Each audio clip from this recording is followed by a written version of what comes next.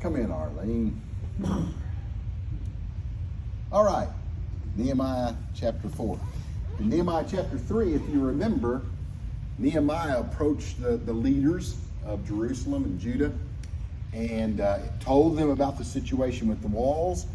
And they said, let's get after it. Let's do it. Their response was very, very affirmative, especially when he told them that the king of Persia had given the authority and that God had given authority for them to proceed with the work. So now we get into Nehemiah chapter 4. Pretty interesting chapter, but not a lot of details.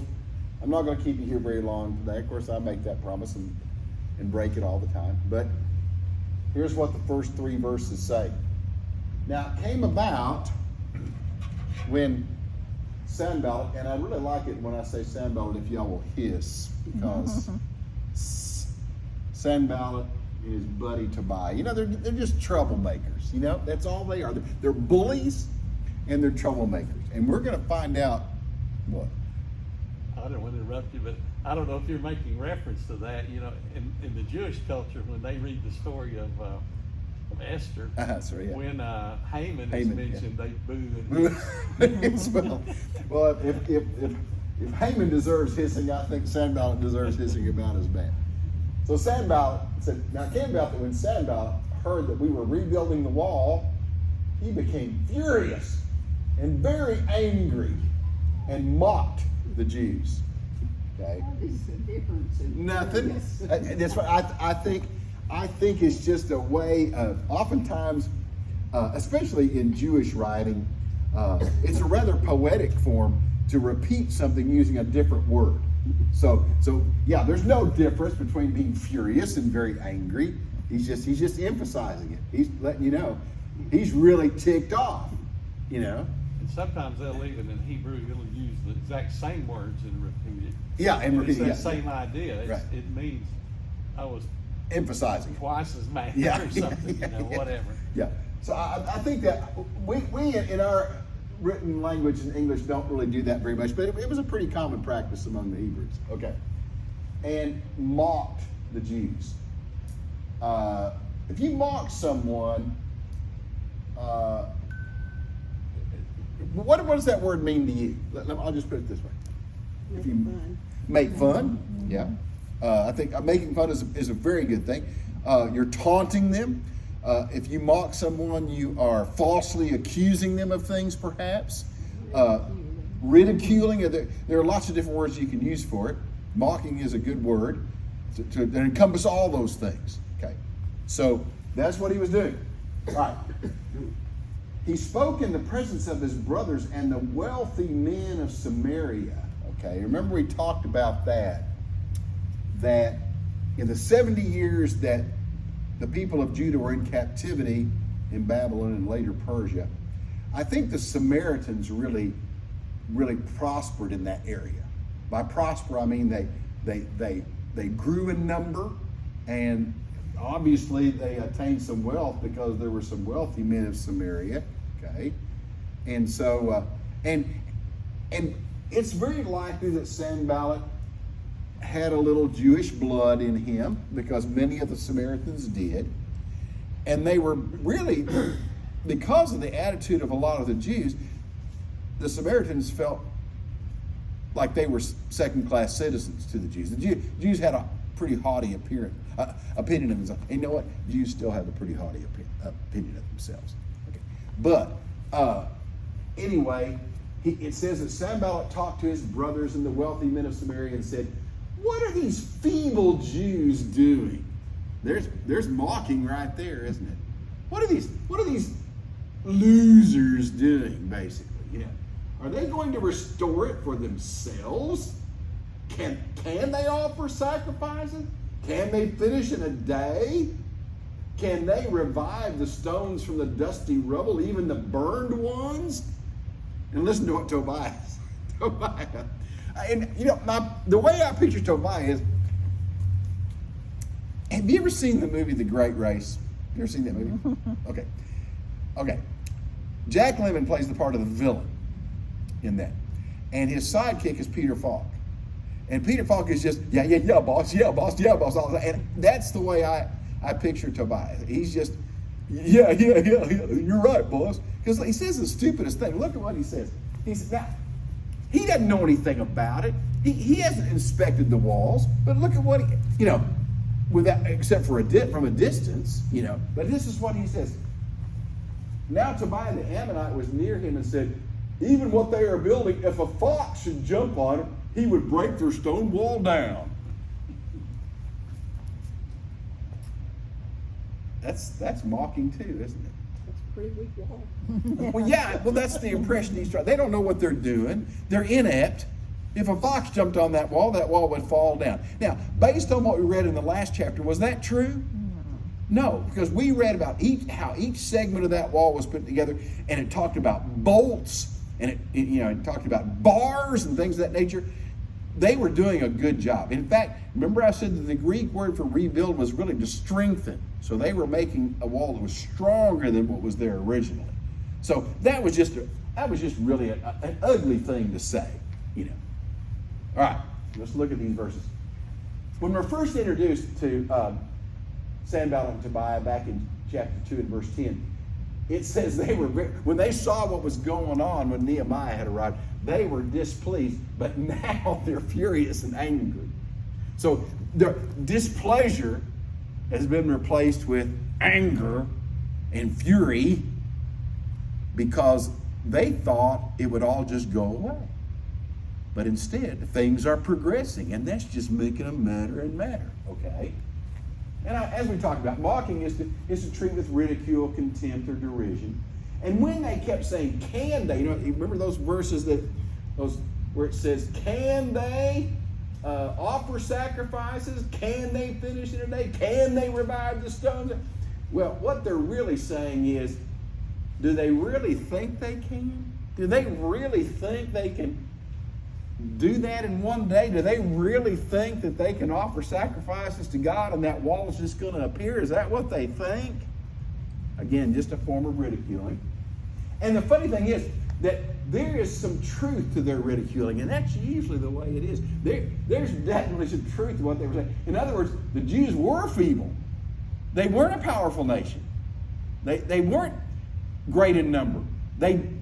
Remember, it wasn't carpenters and stuff who were building this wall, was it? There was a perfumer and a goldsmith, and even the daughters of some people were working on it, And the priests and the Levites and those kind of people who probably had no experience in construction whatsoever. So were they feeble? Yeah, they were. And could they complete it in a day? No. They knew they couldn't complete it in a day. And it's true, they lacked expertise, no doubt about it. So some of that taunting was true, but they had God.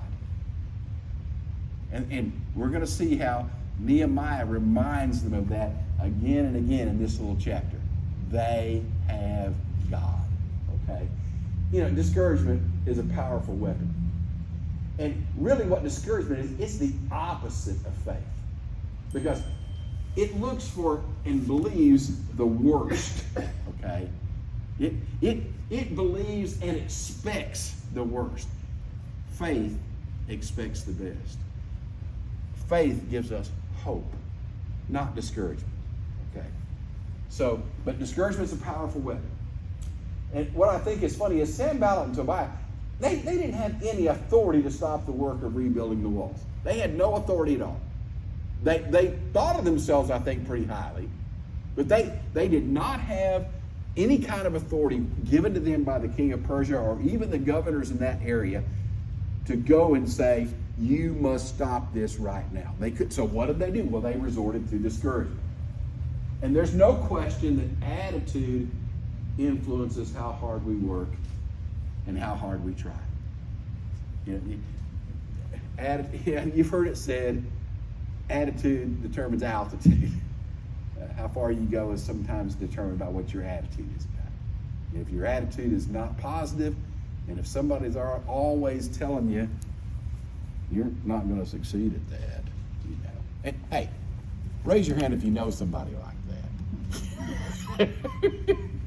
We all have that friend who's very quick to point out, you can't do that. You know. And it is discouraging, huh? You're too old. You're too old, or you know. Yeah. Well, to give you an example, what if a guy, say 65 years old, says, I'm going to run a marathon. I've never run a marathon before, but I'm going to run a marathon. I bet there's going to be one of his friends that says, you'll never do it. You will never do it. That's a good goal, but you ain't never going to do it. You know. A young fellow like that ought to be Because there's always that person who wants to be a discourager. And I have some friends, and then they're friends, but it doesn't matter what you can buy a new car, and they'll take a look at the new car and they'll say, oh yeah, oh that's going to show dirt real bad. Yeah. They don't say I like the color, that it's, you know, that kind of upholstery never lasts. You know, they'll just find some way to be real downer about it, you know. And that's kind of what I see about Sanballat and Tobiah. Okay, let's look at the next couple of verses. This is Nehemiah speaking. Hear, O God, hear how we are despised. God, pay attention. Look how we're despised. You know, now remember, Nehemiah's kind of a newcomer here, okay? And this was probably a little bit of news to him, that his people were being treated so harshly by those around them, okay? So he goes to God about it.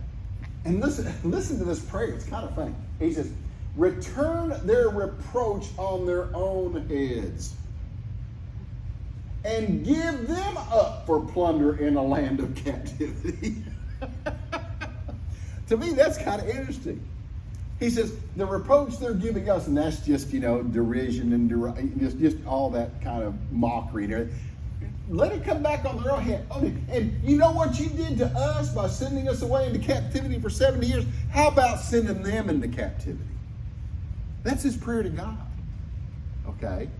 Now, he says, do not forgive their iniquity. And let not their sin be blotted out before you, for they have demoralized the builders. Whew. I always thought Nehemiah was a pretty nice guy. This is a pretty harsh prayer. Yeah, in the New Testament that we're supposed to pray for our enemies. Yeah, Joan says in New Testament we're told to pray for our enemies. But we're going to talk about that because that's not really. You need to look at exactly what he's saying, and that's what we're going to look at. It sounds really harsh. Okay, so Nehemiah's the first thing is Nehemiah's immediate response is prayer. Okay, he sees that these troublemakers are discouraging everybody, but instead of saying, "Oh, don't listen to those idiots," he goes to God, and he says, "God, I'm turning it over to you." Okay. He asks for God's attention and for God's mercy. He asks God to deal with the enemies. And even though his prayer seems violent, I found a couple of scriptures in Psalms where David prayed. Look at what David said in Psalm 58:6. Break their teeth in their mouth, O God. Now this is David. This is a man after God's own heart, okay? And he says to God, you deal with my enemies. David didn't say, God, give me permission to knock their teeth out. He said, God, you do it. Okay? And then another time in Psalm 69, verse 25, let their dwelling place be desolate, let no one live in their tents. When I saw that verse, I thought about what's happened with Hurricane Helene, you know, lately. Just think of those poor people who have lost their homes and everything, you know. And that's the kind of desolation that David is praying for here, you know. And that seems really harsh. It really does. But in these situations, their violent inclinations are being turned over to God.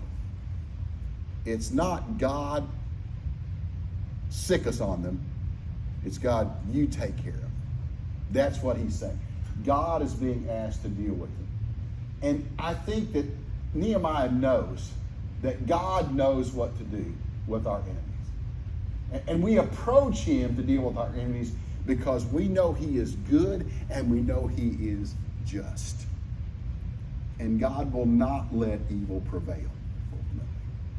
And we have to trust in that. So I think it's okay to say, God, You know they're doing wrong. I'm trusting you to take care of it. Okay. And I think another thing that motivated Nehemiah was that he knew he was doing God's will. He felt confident that this was God's will to rebuild this wall. Remember, he prayed about it for 4 months before he even brought it up to the king about going back to do this job. And he said, we did it because God opened his heart for us. God softened the heart of the king. God worked with the king. God worked in everything to see this come about because he realized it was God's mission and God's will to do this. So let's go on to the next one. Nehemiah 6, verse 6, chapter 4. So we built the wall, and the whole wall was joined together to half its height, for the people had a mind to work. I've got a mind to whoop you. You ever heard me? They had a mind to work. Okay. We built the wall, and now, so let's look at this. He said the whole wall was joined together. That means that they had made a continuous wall. But what's the rest of the story? It was continuous, but what? It was half as tall as what it was supposed to be. Okay. It was, but they're making progress. Okay. Did you read anything anywhere? How? What the height was? What this height? Couldn't find it. Couldn't find it. I've never been able to. I don't know. You know, you see artist renditions of it, and you know, it looks like it's 10 feet tall. I don't know. You know, I don't know. Well, sometimes drawings and things show these ancient walls. They look like they're 20 or 30. Yeah, no. Especially, I've seen pictures of Gates, you know, photography or artist depiction of Gates. I don't know, but whatever the height was, it was going to be a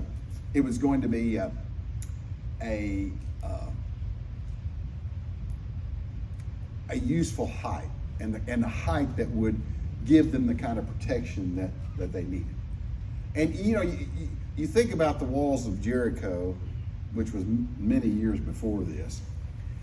But you remember when the spies came and visited Rahab, and Rahab's house apparently was on the walls, and she had to let them out, basically with a cord, you know. So you get the impression there that the wall must have been pretty tall for them not to just leap out the window to the ground. At least on the second story. Yeah. But we know this. They're up to half their height. So and that's good progress. It's only half the height, but it's a continuous wall, so that's good. I think the point is, and I think that's what you said. That was an accomplishment. That was an accomplishment. That was a big. Because it hadn't been like that in over 170 years. And they were proud. Yeah. And I like the word we too. He doesn't say they. He doesn't say I. He said we. We did it. Yeah. And I really think that they all kind of felt that way. I really think that when they got to this point, the perfumer and the goldsmith and the daughters and the priests and the Levites and the musicians and everybody who pitched in to help stood back and said, hey, that's pretty good. You know, we're doing pretty good. You know, how about that? And so they'd reached this milestone, and they'd reached it pretty quickly, and that's pretty interesting. Now, moving on, let's see. So a mind to work. Let's not pass that off as not being important, because a mind to work was a gift from God, and it was an answer to the prayers of Nehemiah. God provided them with a mind to work because Nehemiah had prayed for it, and he encouraged the others to pray for it. So no wonder they were on the same page. This is God at work. And rather than doing something negative to the enemies of the Jews, because remember now, Nehemiah's prayer was, God, you take it out on our enemies. You see what they're doing to us. You know. And instead of God doing something negative to the enemies, instead, he did something positive to the people by providing them with the mind to work. See the difference? Instead of just destroying and wiping out and punishing Sanballat and Tobiah and all the others, he did something positive for his own people and gave them a purpose and a mind to work. And things continued because of that. NIV says the people worked with all their heart. People worked with all their heart. That's another good way of saying it, yeah. Their hearts were in it. Their shoulders were in it, but their heart was in it too. You know. So, as we said, at this point, the wall was halfway completed. And much had been accomplished, but there was still much work remaining. And the people, we're going to find out here, that the people are going to have to find ways to overcome fatigue and discouragement. It's not easy to overcome fatigue and discouragement. It's not. It can be very devastating. But one of the best ways for us to overcome discouragement is to help one another. And I believe that's what the church is for. Because we cannot do it alone. We can't fight Satan alone. We can't fight the world alone. But if I can get some help from you guys, and I can help you and you can help me, you know, we can do it. We can do it. And while Satan is over there going, no, you can't. No, you can't. You know, you try, you're going to fail. And he's right. We're going to fail. But if we keep lifting each other up and telling everybody, get up, you can do it. Right, Joe? We can move. We can get it done. You know. But the people are going to have to work with this. They're going to have to find ways to overcome fatigue and discouragement, because both of those things are going to raise their ugly head. The discouragement is always already there. The fatigue is about to encompass them because they're only halfway there. Speaking of marathon, anybody here run a marathon besides me? I've run 4 marathons. After every one of them, I've said, I'm never going to do this again. But then I do it again. But I can promise you, I'm not going to do it again from this point on. But have you ever heard of marathoners talk about the bear getting you? You ever heard that expression? The bear jumping on you? At about the 20-mile mark, there's an imaginary bear that comes out of the woods and just gets on your back. And you got to carry that bear for the next 6 miles. It's harder to pedal, huh? Yeah, it's harder to pedal. And if you can run a marathon without that bear jumping on you, you've done something. I was never able to shake that stupid bear. Sometimes he got me at mile 20, sometimes he got me at mile 18. But I never got to mile 21 without meeting him face to face. And it's hard from that point on. You begin to think of all the reasons why you should quit. And it helps, you know, Reagan ran the New York City Marathon back in, when was that? I don't know. Last November, I guess about a year ago, wasn't it? Anyway, and she said one of the things that she really liked about it was just the hundreds of thousands of people that lined the streets and just said, go, you know, you can do it, go, you're doing great, you know, that kind of stuff. Just some of them were funny, some of them played music, some had the hilarious signs and things that they made for people, but they just needed that encouragement because it was so easy to get discouraged through that. All right, moving on. Verses 7 and 8. Now when Sanballat, Tobiah, the Arabs, the Ammonites, and the Ashdodites, when they heard that the repairs of the walls of Jerusalem went on, they were sure that their mocking and derision would bring it to an end, but it went on, okay? And that the breaches began to be closed, and it was becoming, there was continuity, there were no holes in the wall anymore. They were very angry. Now, if they were furious and very angry to start with, they're probably even furiouser and angrier now. You know. So they're ticked off. And all of them conspired together to come and fight against Jerusalem and to cause a disturbance in it. Yeah, they're mad. The walls are only half the size they should have been, but it's continuous. The breaches have been closed. And this made the enemies of the Jews angry. And you know what? It's not bad to make Satan angry. It's okay to make Satan angry. Anything you do that makes Satan mad, good for you. You know, because I want to tell you something about Satan. If you make him mad, he doesn't hang around. That's why James said, resist the devil and he'll flee from you. Yeah. So, make him mad. It's okay. You don't have to make everybody happy. Do people who try to make everybody happy succeed? No. Okay. Now, but here, mocking has now taken a back seat to anger and now violence. Remember, they were very disturbed in chapter 2. Now in chapter 4, they're very angry. And now that anger's gone a step further because they want to do violence. They want to basically go to war against Jerusalem. We've added some folks, haven't we? What's that? We've Yeah, added some folks. And isn't that the way it goes? You know, it's not just Sanballat and Tobiah, but now we've got some. Last time there was a guy, I think his name was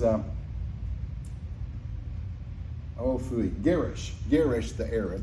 Okay, but now apparently Garish has some friends, so there are lots of Arabs, and they're Ammonites, and of course Tobiah was an Ammonite, so I'm sure he got a lot of his buddies together, and the Ashdodites and everything. All these people, the Arabs, the Ammonites, the Ashdodites, and Sanballat, who himself was a Samaritan. All those were people who were enemies of the Jews. They've been enemies of the Jews for a long time. And so it's pretty easy when you have something against somebody to find other people who also have something against those people and rally them together, trying to get strength in numbers. And they did that. So now we have more enemies. And so, but now there's violence. Here's the most important thing of all. As we read through this story, you find out that the enemies never did attack. They didn't attack. They just talked about attacking. Okay? They just talked about it, hoping that the threat would generate fear and paralysis. Okay? If you don't stop that, we're coming in. And we'll put a stop to this. If you don't listen to what we're saying, you're going to have to deal with us. Yeah. Right. Maybe you've seen the episode of the Andy Griffith Show where Opie is confronted by the bully. And he's scared to death. And finally his dad tells him, you're just going to have to face this guy face to face. He has Opie believe that he's going to get hit in the mouth. Opie says, I'm going to confront this guy, and I know, because he keeps asking his dad, Dad, is it going to hurt? And his dad, yeah, it's going to hurt a little bit. So, but he's prepared. And when the bully confronts him, Opie stands up to him, and he closes his eyes, and he draws his fist, waiting for the bully to hit him. And the bully was a coward. The bully was all talk. That's all he was. And suddenly the bully couldn't bully anymore because he couldn't put his money where his mouth was. And I don't think these enemies of the Jews had any intention to attack them. If they had, don't you think they would have attacked them when the walls were dismantled? And so they look at Jerusalem and Judah as an inferior group of people because they didn't even have a city with a wall around it. And now that they're putting a wall around it, well, we're going to attack. But that's just a threat. They're just talking big, hoping that the Jews will get scared and back down. We better stop this or they're going to attack. They say they're going to attack. Okay? But they never did. The goal was to cause a disturbance. That's what the last part of that verse is. They come to fight against, they conspired. They didn't do it, but they conspired to come together and fight against Jerusalem and to cause a disturbance. And basically, they just wanted to create confusion. They just wanted to create confusion. And if you threaten people enough, you'll create confusion. Next, verse 9. Here we go again. Nehemiah deals with his enemies this way, turns it over to God. But we prayed to our God. And because of them, we set up a guard against them day and night. We prayed to God first. God help us. what we're going to do is we're going to form a guard. Okay? Let's talk about that a second. You know, the funny thing is the workers could have blamed God for not acting against their enemies. Remember what the people did with Moses after they left Egypt and things started getting bad? What'd they do? They turned from God. Yeah. And what did they do to Moses? They said, remember what they said? You've done what? Brought us out here to You die. brought us out here to die. Were there not enough places to bury us in Egypt? But you brought us out here just so we could die. And they could have done that. They could have very well turned to Nehemiah and said, good job. You come in here saying the king wants to do this and God wants to do it, and now you're just going to get us killed. But they didn't do that. And I attribute God's hand and giving them the will and the mind to do it, and I give credit to Nehemiah for being the kind of leader that he was. They could have blamed God for not acting against their enemies, but instead of complaining to God, they prayed even harder for God to help. And I think that's what God wanted all along. Okay? God used to get really aggravated with David because David sometimes put more faith in his army than he did in God, and that really made God unhappy. Because God would tell him again and again, all you need is me. One time, David really got in trouble because he took a census of his people just to see how many army men he had. And God said, that angers me. And David had to repent hard for that because God said, no, the power's not you. The power's me. All right? So I think that's what God wanted all along. God allowed the people to continue the work because he was delighted that his people drew closer to him and trusted him more than they had in the past. Rather than subduing the enemy, God was pleased that they were putting all of their faith in him and all of their hope in him. That's what God wanted them to do. It's what God wants us to do. Okay. Now, but the people also knew that prayer alone did not mean that they were supposed to do nothing at all. Okay. They prayed to God. Remember, look at the verse. But we prayed to God, but because of them, we set up a guard against them day and night. We prayed, but we also did something. Okay? Okay. So what happened is the workers responded by being a wall until the wall was completed. They just created a ring of guard around the whole city so that if the enemy tried to penetrate, they were prepared.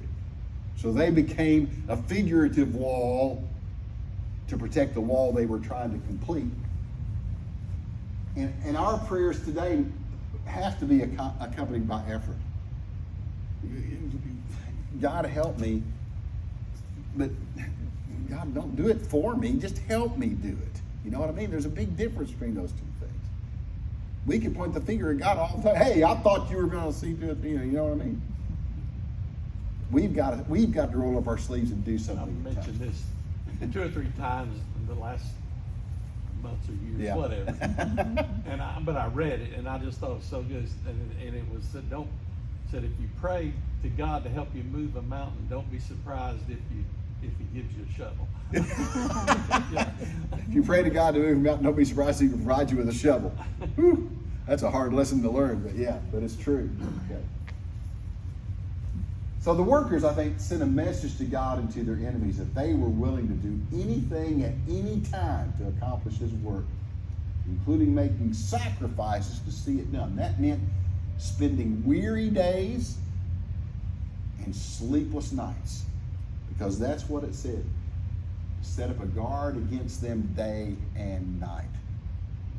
When the work day was finished, there was still work to be done in keeping watch and keeping guard against the enemies. All right, Verse 10. Thus in Judah it was said, the strength of the burden bearers is failing, yet there is much rubbish, and we ourselves are unable to rebuild the wall. The people of Judah began saying, man, we're running out of energy. It's hard to get up day after day after day. It's difficult work. It's back-breaking work. Most of us, I'm a perfumer. I'm not used to working this hard. See what I'm saying? So that was kind of the opposite. So you had obstacles from without, with people like Sanballat and Tobiah and the Arabs and the others. But then you also had distractors from within, people just getting tired and weary and thinking that we need help, okay? So, they were getting weary. Naturally, the work was hard, and they'd only reached the halfway point. And this verse right here, speaks mainly to the massive task of cleaning and hauling away rubbish, much of which had been building up for over 100 years. The cleanup is the least satisfying part of a big job. I've heard Tina say, I don't mind cooking, it's the what? Cleanup. It's the cleanup. That's the worst part, you know. I had a job done about a month ago, and the crew who came to do it, and when they came and were giving me an estimate and all that kind of stuff, one of my questions was, okay, now, how much cleanup am I going to be left with? Because the last job I had done in my backyard, the guy did a great job, but when he left, I had a big old pile of dirt and a big pile of sand and a big mess to clean up, leftover materials, and it cost me. I'm too old to do that kind of work, so I had to hire somebody to come in and haul all that stuff off. So I wanted to know from these guys, what's it going to look like when you're finished? And you know what they said? Oh, we'll take care of all that. We'll clean it all up. Whoa, and they did. They did a great job. They cleaned it up. That's great, because the cleanup is sometimes the worst part of it. Now, you think about that, and you also think what they're saying here, the strength of the burden bearers is failing. Now, don't you just suppose that the lowliest of the lowlies would be given the task of cleaning up? That's not a very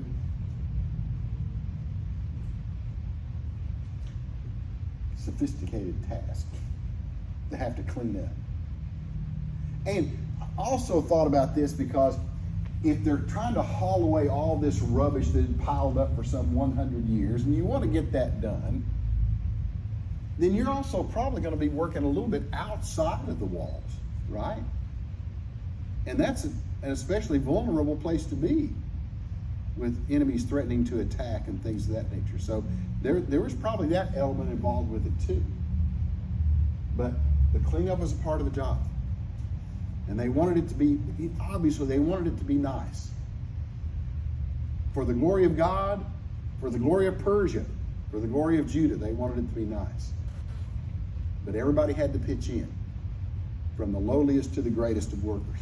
Now, verse 11.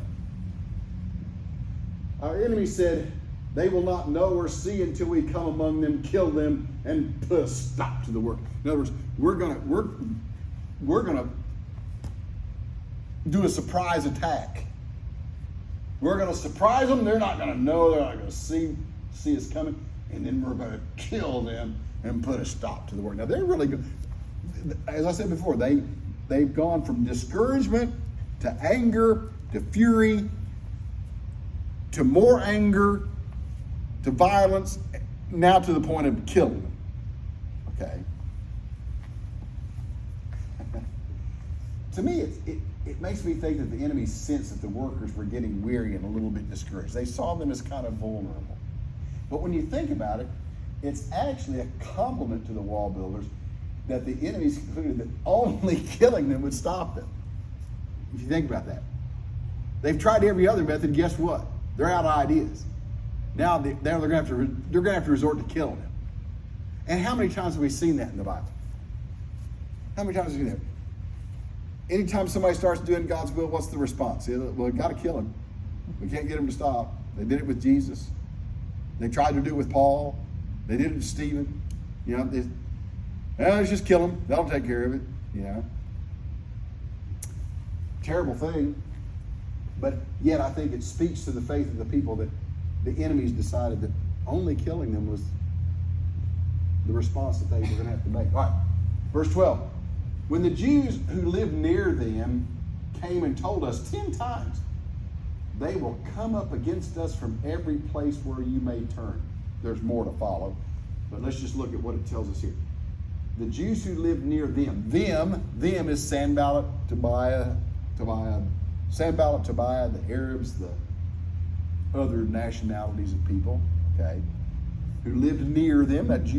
There were Jews who lived outside of Jerusalem in the vicinity of Samaria, and we heard them tell us they're gonna attack us from everywhere. Okay, so the enemies didn't know that there were faithful Jews listening to their evil plotting. There were spies out there, and apparently the spies were on the verge of panicking about the situation, because it says they reported it repeatedly. They reported it 10 times. They came to us and said, we heard what they're doing. They're planning an attack. You know, aren't you going to do something? You know, they were getting a little panicky about it. And then the rest of the statement. Then I stationed the men in the lowest parts of the space behind the wall, the exposed places, and I stationed the people in families with their swords, spears, and bows. When I saw their fear, I rose and spoke to the nobles, the officials, and the rest of the people. Do not be afraid of them. Why? Remember the Lord, who is great and awesome, and fight for your brothers, your sons, your daughters, your wives, and your houses. Nehemiah himself saw the fear. He heard the reports of the spies coming in saying, hey, they're planning something. And they told that story repeatedly. Nehemiah responded by doing something. He gathered everybody together and said, don't be afraid of them. Remember God. Okay? He responded by not panicking. He responded by trusting God. He also implied that it was time to get serious. So he gave people swords and spears and bows. He talked about giving those to the families. Remember when we talked last week about building segments of the wall, that a lot of people built a segment of the wall that was just right by their house. Okay, so those families then, those who weren't working, were providing protection with spears and bows and swords. And Nehemiah encouraged them to remember God. And Nehemiah encouraged them to remember the things that were most important to them. And fight for your brothers, your sons, your daughters, your wives, and your houses. Are those not the most important things to you? They are to me. We would fight for those. We would stand up to anybody trying to do harm to our children, our wives, our brothers. You know what I'm saying? When I read this, I thought about this. This comes from the movie Gettysburg. There are lots of great scenes in Gettysburg. This may be one of my favorite. This actor's name is Richard Jordan. He plays the part of General Lewis Armistead. And this is right before Pickett's charge, the fateful Pickett's charge. And he is addressing his soldiers. Remember what he said, Randy? I can't quote it. Okay. It's for your lands, for Yeah. your wives. He says, for your land, for your home, for your sweethearts, for your wives, for Virginia, forward march. And man, that inspired him. But when I saw that movie, I thought, man, he's really tugging at their heartstrings there. And it's almost exactly what Nehemiah says here. Fight. Fight for your sons. Fight for, he doesn't say sweethearts, but he says fight for your brothers, your sons, your daughters, your wives, and your houses. Fight for Judah. You know, pretty inspirational. Okay. Then, verse 15, when our enemies heard that it was known to us and that God had frustrated their plan, then all of us returned to the wall, each one to his work. Apparently the spies also heard the enemies talking among themselves, saying, oh my goodness, they're prepared. They're ready to fight too. Chickens. Yeah. They backed off. That allowed God's people to continue the work. The enemies learned that Jewish workers were organizing a defense. And defending the attack was not the victory. That's not the victory. The fact that they defended themselves against these enemies, that's not the victory. The victory is that they completed the work of building a strong and stable wall. That's the victory. That's the victory that God was looking for. God was not necessarily looking for a victory over their enemies. He was looking for a victory for them as his people. And that's why he allowed this to prosper. Then we get to the next verse. From that day on, half of my servants carried on the work, while half of them held the spears, the shields, the bows, and the breastplates. And the captains were behind the whole house of Judah. Those who were rebuilding the wall, listen to this, and those who carried burdens took their load with one hand doing the work and the other holding a weapon. As for the builders, each wore his sword girded at his side as he built, while the trumpeter stood near me. So half of them did the work, half of them did the protecting, and those who did the work were ready to do either one, to work or to fight. So when Nehemiah approached them and said, do not be afraid of these people. We have God on our side. Let's get busy and get this done. They said, okay. All right. Some of the servants worked as defenders. Some of the servants worked as builders. But all the servants were properly prepared to do both tasks because they carried a tool in one hand and a piece of armor in the next. Even the ones who were burden bearers, even those who were carrying stuff, were armed. And then he had a trumpeter set up, okay? He talks about that. I said to the nobles, the officials, and the rest of the people, the work is great and extensive, and we are separated on the wall far from one another. At whatever place you hear the sound of the trumpet, rally to us there. Okay? Our God will fight for us. How many times have we said that through this chapter? It's not us, it's God, okay? It's not our might, it's God. So, when you hear that trumpet, you rush to where the sound of that trumpet is because that's where we need help. And our God will fight for us there. Pretty good organization. He said because we're all spread out, and there are probably places where there are many feet where nobody is, then we need to protect ourselves all the time. So my trumpeter is going to be here to sound the trumpet if we are needed at a specific place. So if you hear that trumpet, get there as fast as you can. All right? And God will fight for us. So we carried on the work with half of them holding spears from dawn until the stars appeared. Long day, from the time the sun went up until the stars appeared. Some of them held spears and worked as defenders.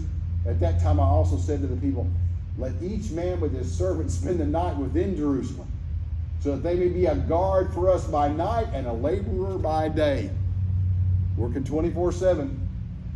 So neither I, my brothers, my servants, nor the men of the guard who followed me, none of us removed our clothes. Each took his weapon, even to the water. When I was a kid, I used to hear stories about firemen, how they never put on pajamas. They because they were just ready. They'd sleep in their clothes. So that if the alarm went off, they were ready to jump out of bed and slide down that pole, which I always wanted to do, and get on the fire truck, you know. And that's kind of the picture he's talking about here. We didn't take off our work clothes. We stayed in our work clothes all the time because our work clothes were also our fighting clothes. And he said, basically he told those, if you live outside the confines of Jerusalem, we still want you spending the night inside Jerusalem. All right, we'll talk a little bit about that. Nehemiah knew the value of communication. That's why he used the trumpets. The laborers, what did I do? Wow, probably pressing the wrong button. Okay. The laborers were not going to be caught off guard. They worked hard from sunrise to well after sunset, and they spent the night at the job site to protect against the task. They were always ready, and we ought to be too.